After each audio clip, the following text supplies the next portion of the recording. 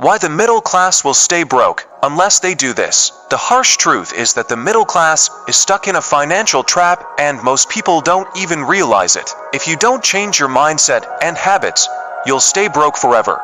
Want to know how to break free? Let's dive into the one critical mindset shift that can change everything. 1.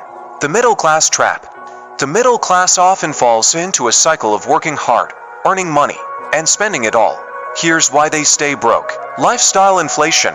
As income rises, so do expenses: new cars, bigger houses, expensive vacations, debt dependence, credit cards, car loans, mortgages. Debt keeps them chained to monthly payments. Lack of investment. Most people only rely on a single income source and neglect investing. Poor financial education. Schools don't teach wealth building, and most families pass down bad money habits. 2. The wealthy mindset shift. The wealthy think differently. They understand that wealth isn't just earned, it's built. Here's what they do differently. Focus on assets, not liabilities.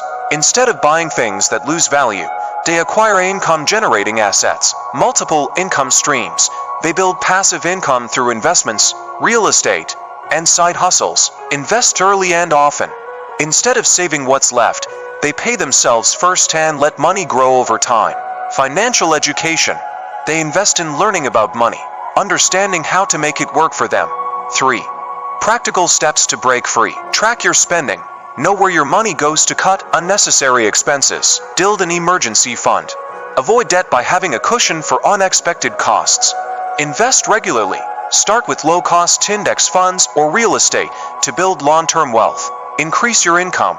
Develop skills or side hustles to boost your earning potential. Budget for wealth. Prioritize saving and investing over luxury spending. Conclusion. Take control of your financial future. The middle class will stay broke unless they change their mindset and build assets instead of liabilities. Are you ready to break free from the cycle and start building wealth? Let me know in the comments. What's your number one wealth building tip?